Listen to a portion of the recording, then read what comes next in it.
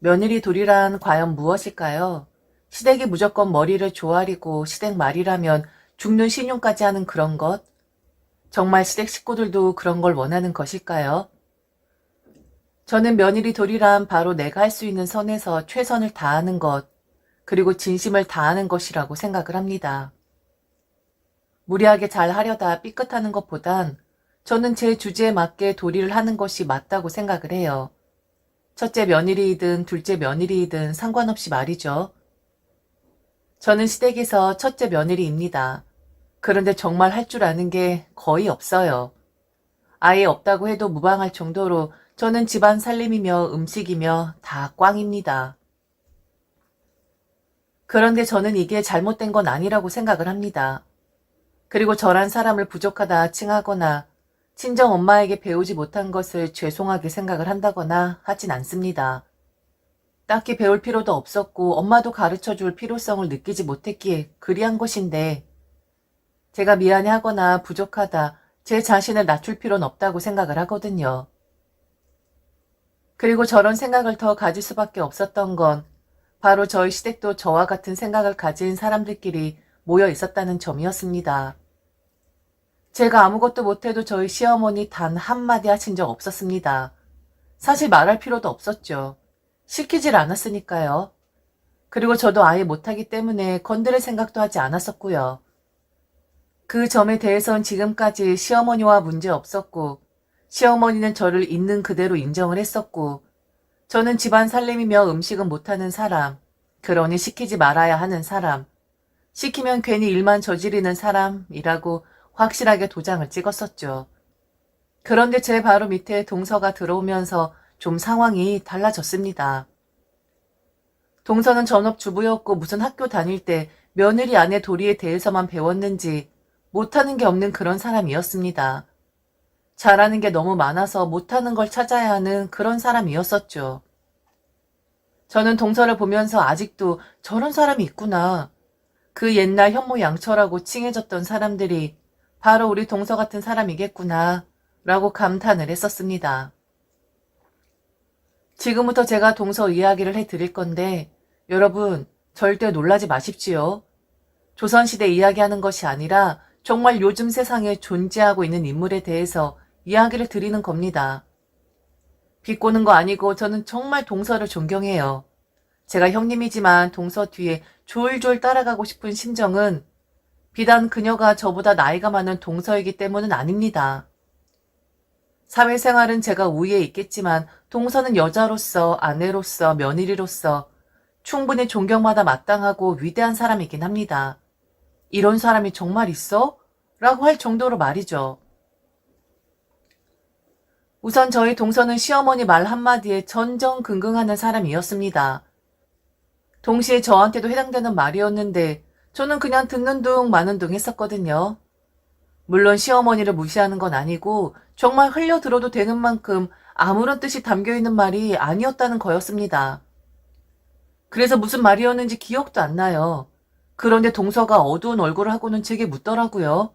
어떻게 하냐고. 혹시 시어머니가 화가 나신 거 아니냐고. 시어머니가 당시 무슨 말씀을 하셨는지는 기억이 안 나는데 당시 동서의 표정과 똥 마려운 개마냥 종종거리던 모습은 또렷하게 기억이 납니다. 그리고 참 저는 동서의 그런 모습을 볼 때마다 절대로 그렇게 하지 말라고 하는데 아무리 말을 해도 들어먹지 않는 것이 있습니다. 아니 누가 요즘 세상에 며느리라고 식사를 나중에 한답니까? 그런데 우리 동서가 그렇습니다. 밥을 가져다 놓아도 자리를 마련해줘도 절대로 앉지도 않고 먹지도 않습니다. 그럼 무엇을 하느냐? 식구들 수발을 들어요. 뭐가 떨어졌는지 매일 눈으로 확인을 했다가 떨어질라 치면 잽싸게 반찬들을 채워놓고 하물며 술을 한잔 해도 소주가 조금이라도 바닥을 보일라 치면 어느새 새 소주를 대령하는 사람이었죠. 명절이나 같이 밥 먹는 자리에 동서는 스스로 알아서 식구들 뒤치다꺼리를 했고 그리고 그게 편하다고 했습니다.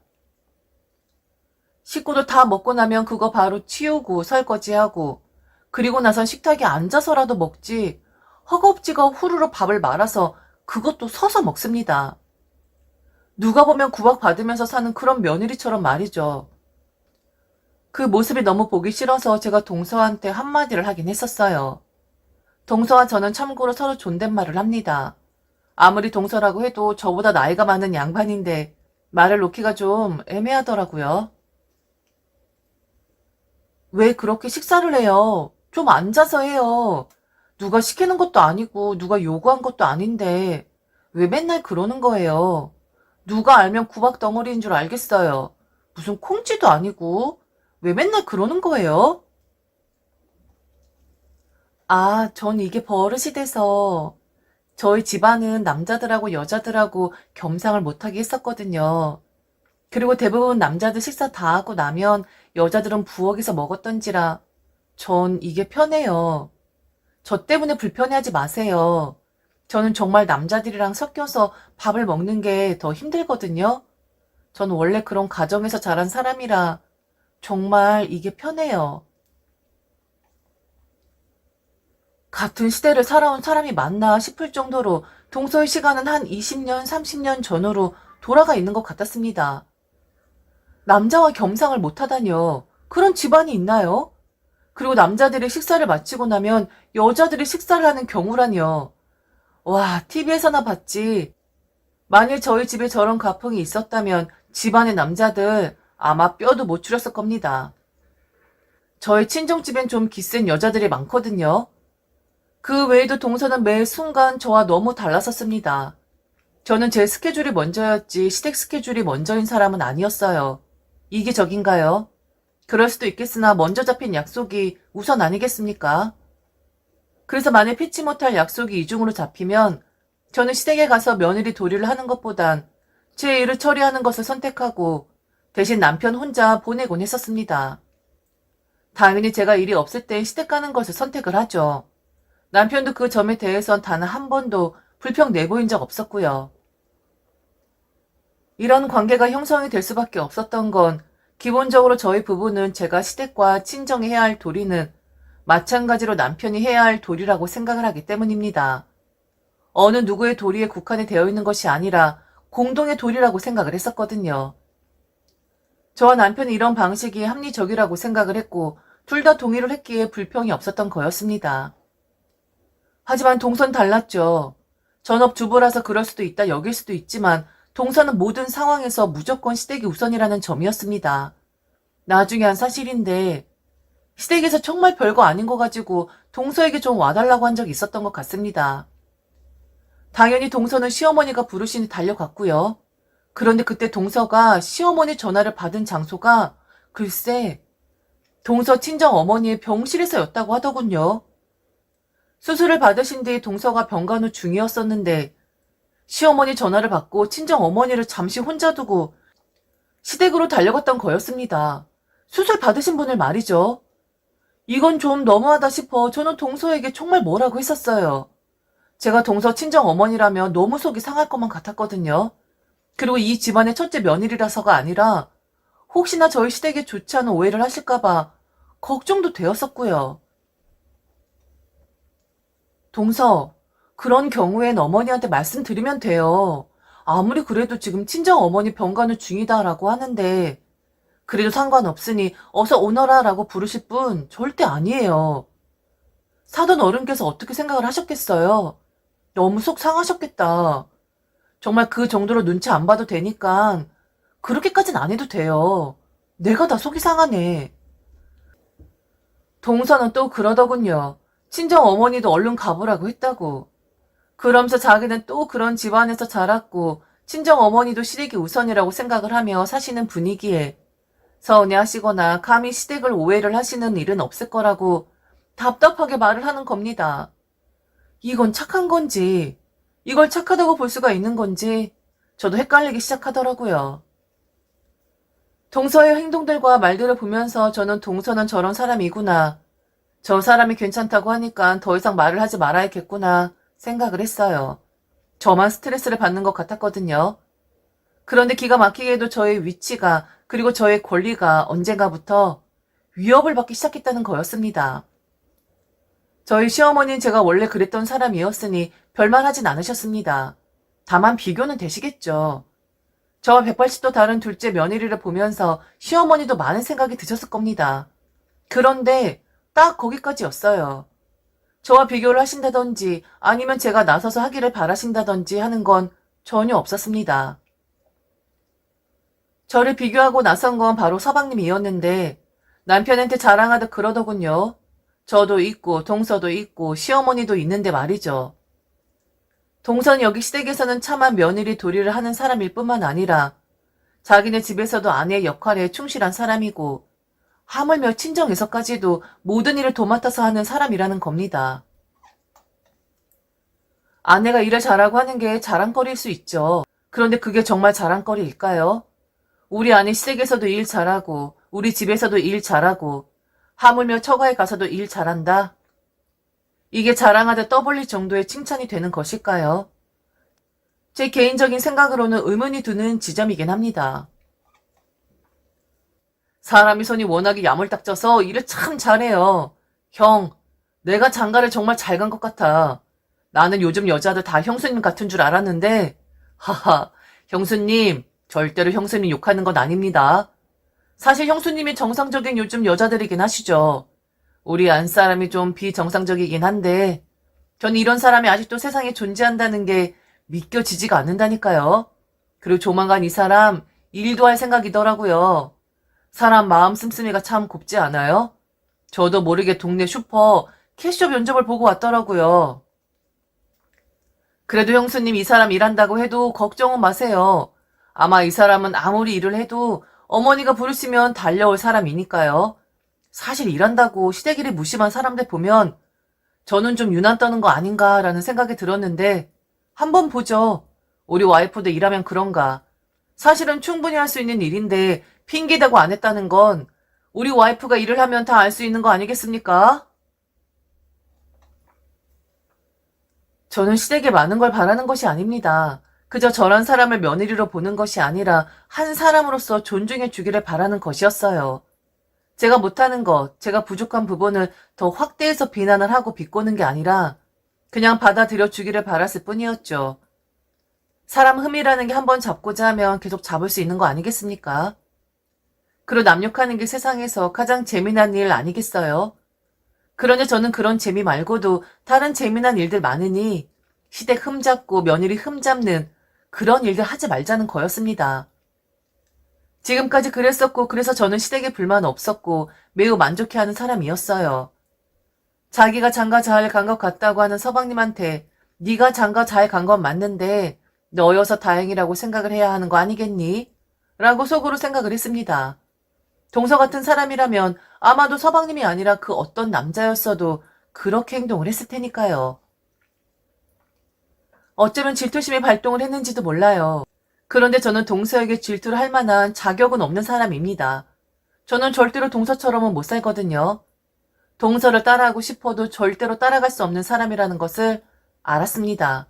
그래서 저도 서방님한테 그랬습니다. 맞아요, 서방님. 동선 어쩜 그렇게 손이 야물딱질 수가 있죠? 그게 집안 내력이라고 하더라고요. 전 처음에 괜히 주제넘게 그렇게 하지 말아라, 그렇게 안 해도 된다 했었는데 동선 그게 좋다고 편하다고 하더라고요. 일 잘하는 동서가 옆에 있어서 좋으시겠어요? 제가 맏며느리가 아니라 동서가 맏며느리감이죠. 앞으로도 동서 솜씨자랑 많이 많이 부탁드릴게요. 너무 좋으시겠어요. 게다가 돈까지 벌어오다니. 서방님은 전생에 나라를 구하셨나 보네요. 그런데 서방님, 동서 핸드크림 좀 사주세요. 잔뜩 터져서는 갈라지게 생겼던데. 찬물에 손 담글 땐 꼭 장갑 끼라고 말을 하는데 동선 자기 몸을 너무 아끼지 않는 것 같아요. 저는 동서가 너무 훌륭하다 생각을 하긴 하는데 너무 자기 몸을 생각 안 하니까 그게 좀 걱정이 되긴 하네요. 서방님도 일 잘하는 동서 존경스럽긴 하지만 건강 걱정되긴 하죠? 누가 눈 하나 깜짝할 줄 알고 저 속 좀 찔리라고 저렇게 이야기를 한 거 다 아는데 그런 꼬임에 넘어갈 사람 아니었죠. 이후 저는 동서와 좀 심도 깊은 이야기를 했었습니다. 그런데 동서가 원래 성격도 그렇지만 더 시댁에 잘할 수밖에 없었던 이유가 있었더라고요. 저도 아는 사실인데 그게 마음에 걸려서 그랬다고 하는데 듣고 보니 좀 마음이 좋진 않았습니다. 이런 몹쓸 사람, 이런 바보 같은 사람, 이런 착해 빠지기만 한 사람, 이런 소리가 절로 나왔거든요. 서방님이 결혼을 할 때 시부모님께서 전세로 집을 마련해 주셨습니다. 저희는 저희 힘으로 집을 마련했었고요. 동서는 그게 불편했었다고 하더라고요. 그리고 제가 알면 서운해하지 않을까. 자기는 전세지만 집 지원을 받았는데 형님인 저희 부부는 그렇지 않은 걸로 알고 있다. 이 점 하나만 놓고 봐도 자기가 모든 걸 다 하는 게 맞고 그게 미안한 마음과 빚을 좀 갚는 방법이라고 생각을 했다 합니다. 그래서 일부러 더 열심히 시댁에 충성을 했었던 거라고 말이죠. 이미 저는 다 알고 있었고 시부모님이 서방님 집 해주실 때 저희와 의논을 했었던 거였는데 동서는 저희 부부가 모르고 있는 줄 알았더라고요. 아휴, 바보 같은 사람 같으니라고. 우리 동서가 이런 사람입니다. 원래도 잘하는 사람인데 더 잘할 수밖에 없었던 이유는 바로 저런 부담감이 있어서였겠죠. 서방님은 저런 사실을 아는 것인지 그냥 덮어놓고 자기 와이프 일 잘한다고 떠벌릴 줄이나 알지. 저런 마음의 빚이 있다는 것을 알고는 있는지 참 마음이 싱숭생숭하더라고요. 그래서 저는 동서에게 그랬습니다. 본인 몸 본인이 혹사시키면서 잘 하려고 하면 동서만 힘든 거예요. 그래도 본인이 좋아 사는 거라면 어쩔 수 없지만 그런 마음의 빚이 있기 때문에 더 하는 거라면 앞으로는 그럴 필요 없어요. 저 이미 다 알고 있거든요. 그리고 집을 사준 것도 아니고 전세 얻어준 건데 왜 그걸 동서가 미안해해요? 주신다 하면 고맙습니다 하고 받으면 되는 거지. 그걸 빚이라고 생각하면 나중에 동서 몸 하나도 안 남겠다. 동서 마음 알았으니 나도 더 이상 말은 하지 않을게요. 그리고 나 사실 동서 조금 미워하는 마음 생길 것만 같았는데 알고 보니 우리 동서 바보였구나. 착한 바보. 그러지 말아요. 그리고 너무 애쓰지 말아요. 그러다가 지치고 몸 상해요.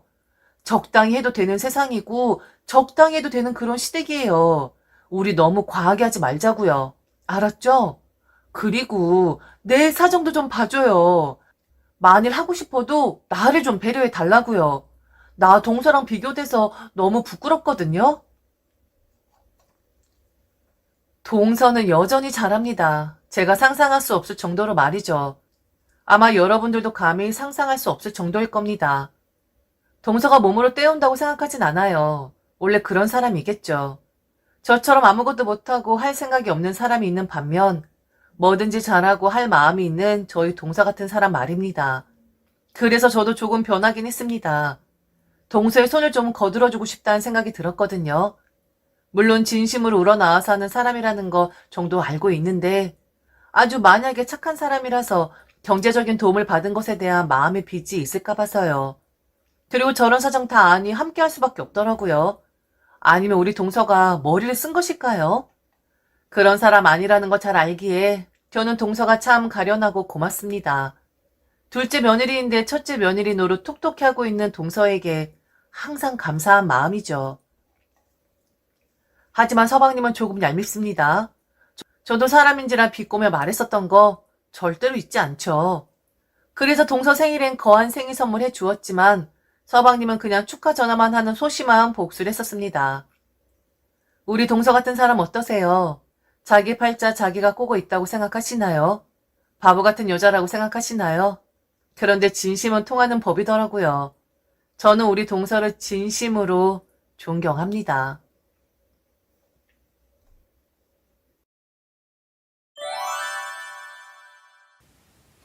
저희 아빠에게는 남동생과 여동생이 한 명씩 있습니다. 그러니까 제게는 작은 아버지와 고모가 되시겠지요.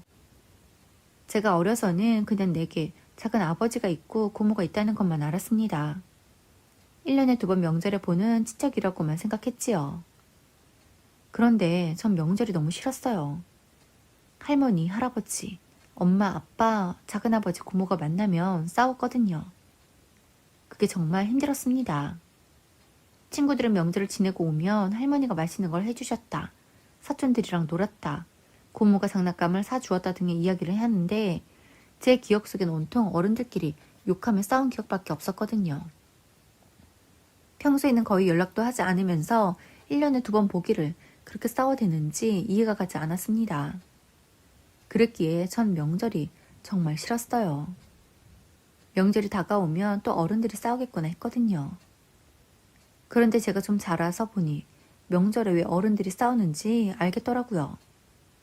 할머니는 저희 부모님이 명절이라고 주는 용돈이 마음에 들지 않아 투덜대며 시비를 걸고 뭐라고 하시는 거였습니다. 작은아버지는 먹고 사는 게 힘들다고 저희 부모님에게 도와달라고 했고, 저희 부모님도 작은아버지를 도와줄 여력이 안 되다 보니 거절을 하니 작은아버지가 술을 마시며 주정을 하더군요. 형이 돼서 너희들끼리 잘 먹고 잘 사니 좋냐는 둥 정도를 넘는 말들을 했습니다.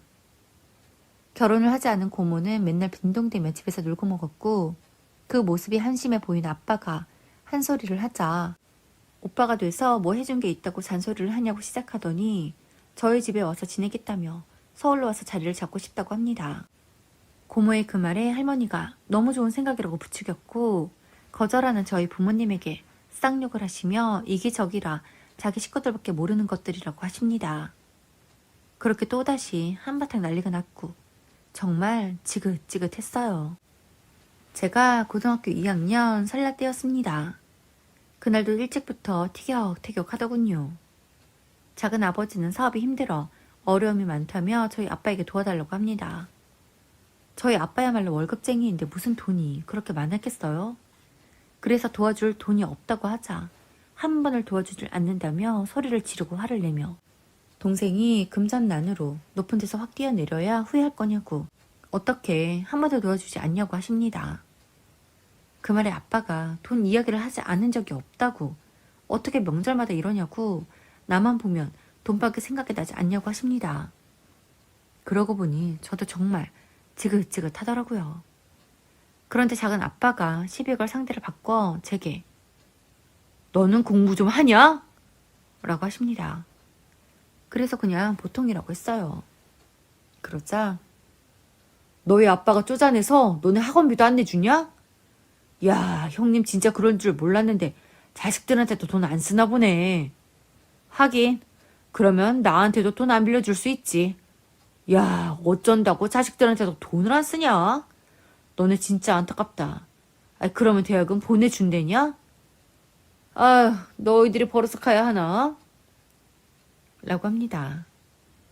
아빠가 한마디 하기도 전에 제가 더 화가 나. 작은아버지, 무슨 말씀을 그렇게 하세요? 저희 아버지는 저에게 최선을 다해주세요. 아버지 덕에 잘 먹고 잘 자라고 있고요. 저희 아버지가 학원비도 안 내주냐고요? 당연히 다 내주시죠. 왜요?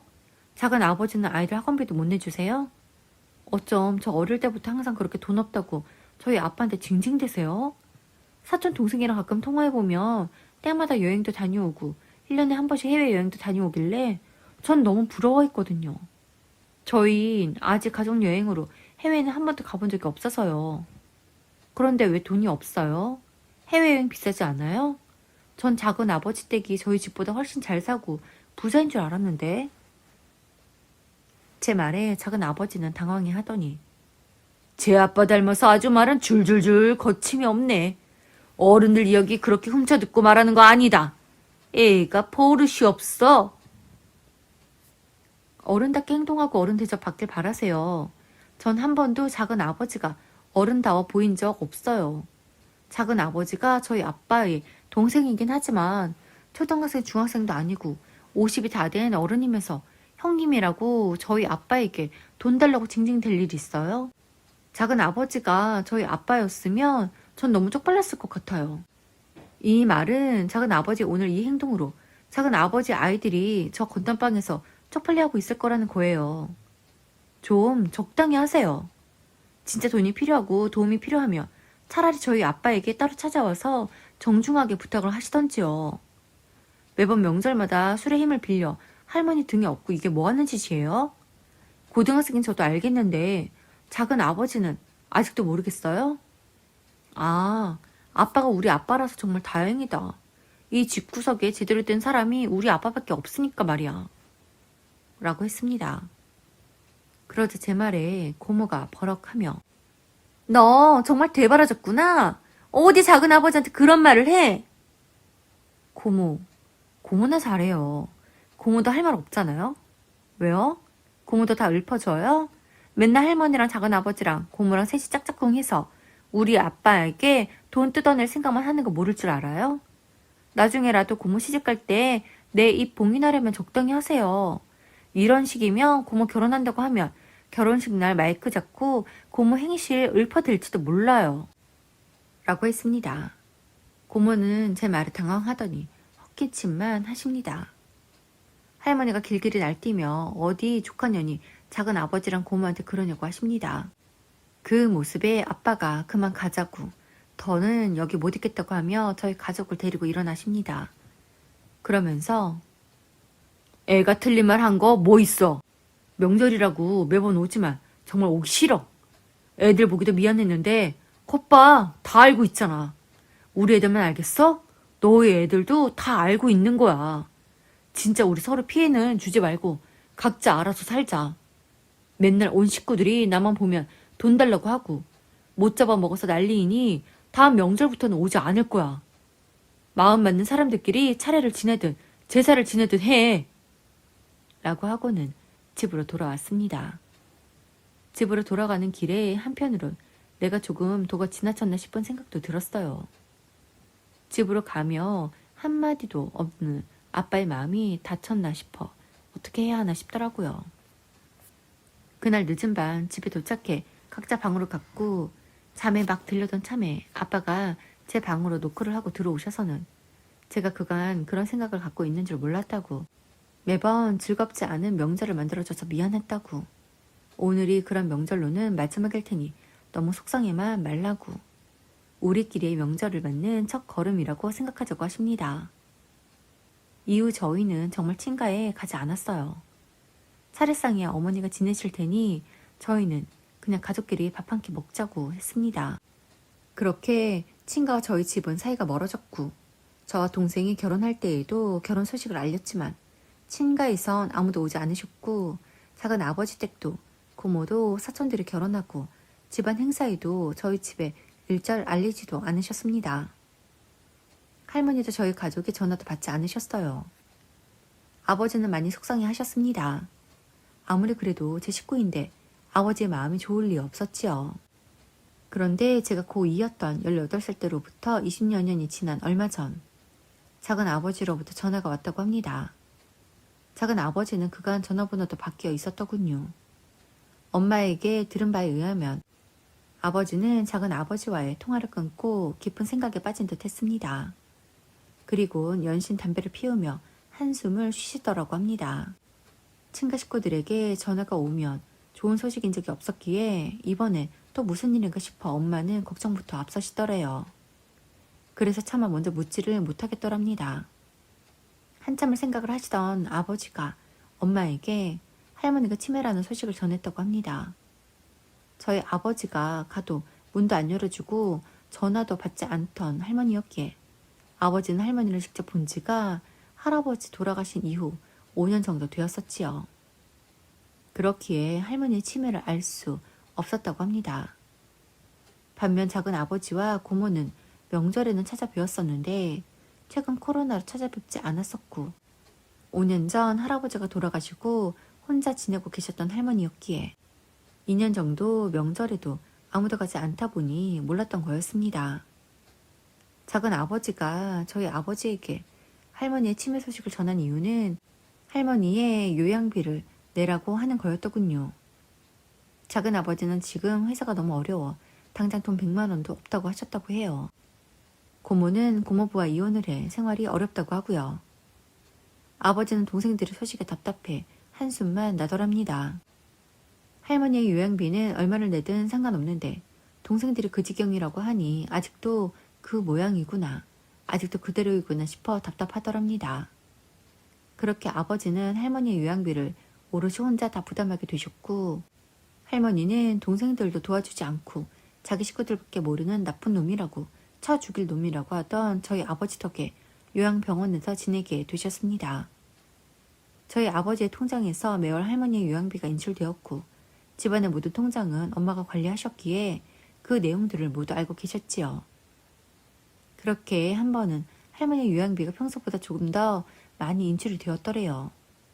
그래서 엄마가 아버지에게 이야기하며 월 납부금이 달라진 거냐고 물었고, 요양병원 측으로부터 그런 이야기를 들은 적 없던 아버지는 병원에 전화를 해 어떻게 된 건지 알아보셨다고 합니다. 그러자 요양병원에서는 미리 다 말씀드렸는데 새삼스럽게 왜 그러시냐고 묻더래요. 아버지는 들은 바 없다고 어떻게 된 건지 다시 이야기해달라고 했더니 할머니가 너무 기력이 떨어져서 피검사가 필요했고 영양제를 3번에 걸쳐 주사를 놓아야 할 것 같다고 미리 보호자에게 이야기를 한 후 그에 따른 추가 비용에 대해서도 모두 다 이야기를 했다고 합니다. 그래서 아버지가 누구에게 이야기를 했냐고 일전에 가서 보호자를 아버지로 바꿔달라고 했는데 어떻게 된 거냐고 묻자 처음에 할머니가 입원할 때 기록되어 있던 보호자가 자신이 더 자주 들여다보고 할머니에 대한 결정권이 자신에게 있으니 모든 연락은 자신에게 해달라고 해 다시 연락이 왔다고 합니다. 작은 아버지였어요. 할머니에 대한 모든 비용은 아버지가 내고 있는데 할머니의 보호자로서의 역할은 작은 아버지가 하겠다는 거였습니다. 그러면 저희 아버지는 돈만 내면 되는 사람인가요? 할머니의 요양비를 모두 나누어 내면 모를까? 아빠가 혼자 오롯이 내고 있는데 상의도 없이 추가 비용을 결정하고 물론 상의를 하건 말건 꼭 필요한 거면 돈이 얼마가 들어도 해야지요. 하지만 이후에 따로 이야기를 하지도 않았으니 아버지 입장에선 또 가족들에게 동생들에게 돈으로 이용만 당한다는 생각이 드셨던 거였습니다. 이후 할머니는 요양원에 계신 지 6개월 만에 폐렴으로 돌아가시게 되었습니다. 할머니의 장례식 때 보지 않아도 그려지지 않나요? 작은아버지와 고모는 저희 아버지를 보자마자 이제 와서 아들 노릇하려고 나타났냐며 쌩 난리를 치더군요. 저희 아버지도 밉든 굽든 어머니를 여의어 마음이 힘든데 어떻게 같은 형제가 되어 그런 말을 할 수가 있을까요? 아버지는 그런 말은 나중에 하자고 장례 기간에는 어머님을 생각하며 잘 보내드리자고 했습니다. 하지만 작은 아버지는 이때다 싶었는지 지금까지 장남 노릇을 했냐며 난리더군요. 엄마도 화가 난 듯 한마디를 하려고 했지만 아버지는 엄마의 손을 꾹 잡으며 장례를 치르는 기간만 좀 참자고 하십니다. 저도 너무 화가 났어요. 대체 저 인간들이 미치지 않고서야 저럴 수 있을까요? 작은 아버지의 말씀대로 저희 아버지가 할머니를 자주 찾아뵙지 않은 건 질타받을 수 있다고 생각합니다.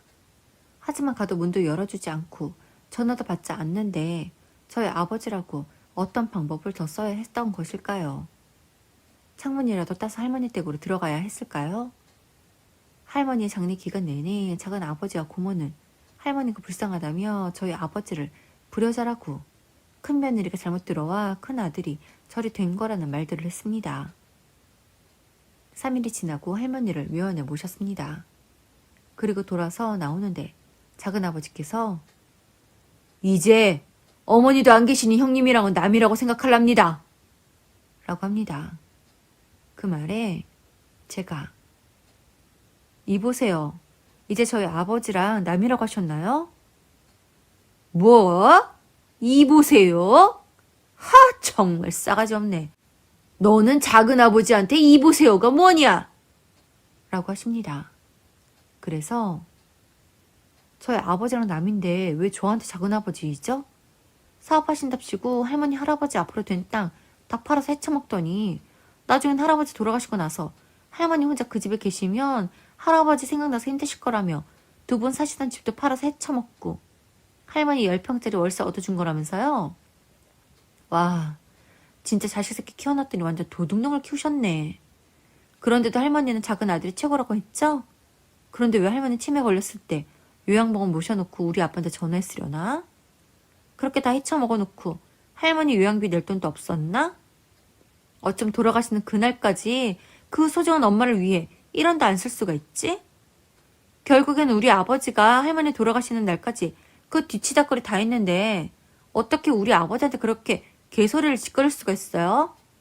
아버지가 참으라고 장례 중이라고 해서 참기는 했는데 진짜 가관이던데요? 요양원비 1원도 안 보탰죠. 어떻게 그럴 수가 있지? 사랑하는 엄마인데 돈도 엄청 해줬는데 엄마한테 쓸 돈 없지? 우리 아버지가 요양비 다 대고 돌아가시는 묘한 장제까지 다 마련했는데 고맙지 않아요? 물론 아버지 입장에선 어머니 가시는 길 봐드린 거니 그게 뭐 대단하냐고 하실 수 있지만 형제 취급도 하지 않던 형이 그렇게 해주면 고마운 마음은 둘째 쳐서라도 미안하기라도 하겠어요. 그런데 뭐요? 형이 남이라고요? 진짜 막 가자는 거네. 이보세요, 아저씨. 이제부터 남인 건 남인 거고 이렇게 되었으니 요양원비랑 장례비 토탈 계산해서 n분의 1을 할 테니 지금 이 자리에서 이체해요. 라고 하고 요양병원에 전화를 해서 그간 할머니 앞으로 낸 비용 일체를 물어보았습니다. 그리고 그 자리에서 장례 비용 포함해서 계산해서 알려줬어요. 제가 삿대질을 하며 쌍심지를 켜대기에 명품 허리띠 살 돈으로 나 같으면 할머니 요양비 냈겠네. 조카 앞에서 쪽팔리면 지금 돈 보내시라고요. 더 쪽당하기 전에. 라고 했습니다. 계속해서 제가 몰아치자 마지못해 비용을 보내왔습니다. 그리고 그 자리에 있던 고모도 제가 막 쏴대며 지랄을 하자 주면 될 거 아니냐며 돈을 보내더군요. 그리고 다시 저희 아버지에게 그 어떤 연락도 하지 말라고 했습니다. 언제는 형 큰오빠 대접했냐고. 세상에 이제 두 남매밖에 없다 생각하고 둘이 의지하고 살라고 했습니다. 할머니가 돌아가시고 난 뒤 아버지는 한동안 마음이 복잡하신 듯 했습니다. 하지만 5개월 정도 지나니 이제는 좀 괜찮아 보이시더라고요. 지난 주말 아버지는 명절을 앞두고 혼자 할머니 묘원에 다녀오셨습니다. 명절이라도 차례를 지내지 않으니 그렇게라도 다녀오고 싶으셨나 봅니다. 아버지의 마음이 어떨지 솔직히 저는 다 알 수 없습니다.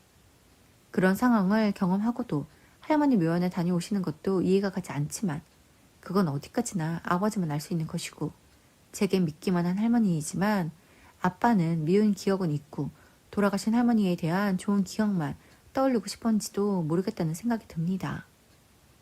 요즘 아빠가 많이 외로워 보입니다. 아빠의 남은 세월이 외롭지 않도록 가족들로 가득가득 찰 수 있도록 우리가 아빠에게 많은 힘이 되어 드리려고 합니다. 오늘도 함께 해주셔서 감사합니다. 지금까지 배신의 장미였습니다.